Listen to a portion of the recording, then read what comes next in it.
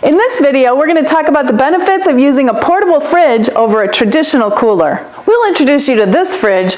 We think this is one of the best bang for your buck units out there. We'll give you options on how to power a fridge like this and give you some energy saving tips on how to get the most efficiency out of it.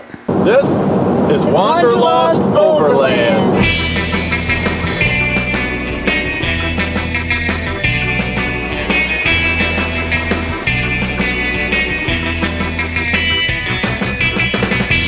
Where the heck are we? Well, this can't be right. We've been running a 75 quart dual zone fridge freezer in our 4Runner for over a year now, and we absolutely love it. So much so that we wanted to get one for our FJ too. As luck would have it, we recently got a message from a company called Type S Auto asking us if we wanted to try out their Blizzard box fridge and give our thoughts on it. And we said, heck yeah, send one over please. And we are really happy we did. Turns out this is a fantastic medium-sized fridge. We put a link to Type S Auto in the video description below, along with a link to the fridge on Costco's website. We've been running this 24/7 for the last 6 weeks, either sitting on the workbench plugged in the 4Runner or here in the back of the FJ. It's been working perfectly, keeping a very consistent temperature, fluctuating maybe 3 degrees up or down. It doesn't make a lot of noise, no weird noises at all, and it doesn't make that clunk when the motor shuts off like a lot of fridges do. When the fridge is running, it draws 51 watts or 4 amps of power. That's really not a whole lot. We did a power usage test with it in the back of the FJ. At the beginning, the starter battery read 12.6 volts. After 24 hours with the FJ engine not running at all and a consistent room temperature of around 70 degrees, the starter battery voltage only dropped to 12.45 volts, leaving more than enough power in the battery to start the engine. Now that test was done under absolute perfect conditions. You're likely going to drain more out as the temperature goes up outside. So why a fridge instead of a cooler? Not having to find a store to buy ice. This can be a huge problem in more remote parts of the country. No soaked, destroyed food from meltwater. More capacity. Ice takes up a huge amount of room in a cooler. A fridge can keep a much colder temp and even keep things frozen, like ice cream. At 41 quarts, it's a great medium size. It measures roughly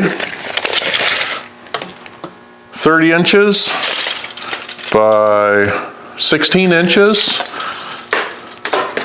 and 16 inches. It's built out of a nice rugged plastic, but at 35 pounds empty, it's still fairly light. Comes with both cords, got 110 household current and 12 volt automotive. It has a USB charging point. You can never have too many of those. This has something we wish all automotive fridges had. It's a low power cutoff. This turns the fridge off when your vehicle's battery reaches a determined low point of charge. This ensures that there's always enough juice left in the battery to start the engine.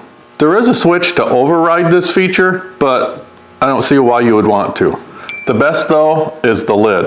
It has these unique latches that will allow you to open it from the hatch area or the back seat or take it off completely. How cool is that? It has a light inside and these convenient baskets. One thing we wish it had is a drain hole in the bottom for easier cleanup, but that's certainly not a deal breaker. With a fridge this size, it's really easy to just tip it down and drain it out that way. There are basically 3 options to power a fridge in a vehicle. The most popular one is to run it right off the starter battery in your vehicle. This is the most cost-effective and easiest option. Another is running it off a portable battery pack. Unfortunately, we don't have one to show you. They're basically just a portable battery that you charge up at home and then carry it along with you to plug the fridge into. The third option is the most efficient, but something that most people really don't need. It involves installing a secondary battery in the vehicle. A battery that the car charges but doesn't rely on for starting. We have that in our 4Runner. It powers our huge fridge, lights, charges our camera batteries, you name it. This system does get a little pricey though. Another thing to consider might be solar. You can easily connect a panel to your battery with a simple solar controller. Let's go back to that most popular option, running off the starter battery. Most new vehicles don't have a 12-volt outlet that remains live after you shut the engine off. But that's easily fixed. On our FJ Cruiser, we simply mounted a common aftermarket 12-volt outlet right here. The ground wire got bolted to a spot on the body. Then we ran a 12-gauge wire all the way up front to the positive terminal on the battery. The most important part of all is an inline fuse close to the power source. Cool everything down in your kitchen fridge first before putting it in your auto fridge. It takes a lot of energy to make that initial cool down. Keep the fridge as full as possible, even if it means throwing in a bunch of extra water bottles. The contents will help absorb and store the cooling energy.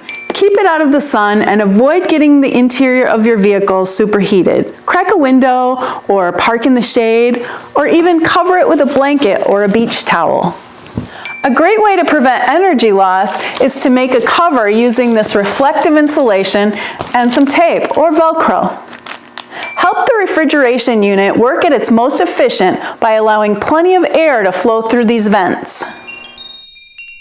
So if you want to treat yourself, get a nice medium-sized fridge like this.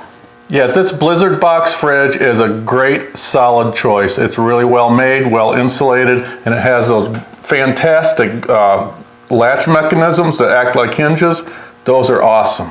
And no gimmicky features that you really don't need. Click that link we put in the video description to learn even more about the Blizzard box fridge. And before you go, don't forget to subscribe and find us on Facebook and Instagram.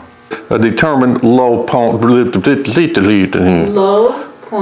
of charge. Thank you. Keep the fridge as cool as possible. As cool as possible. Durr. The contents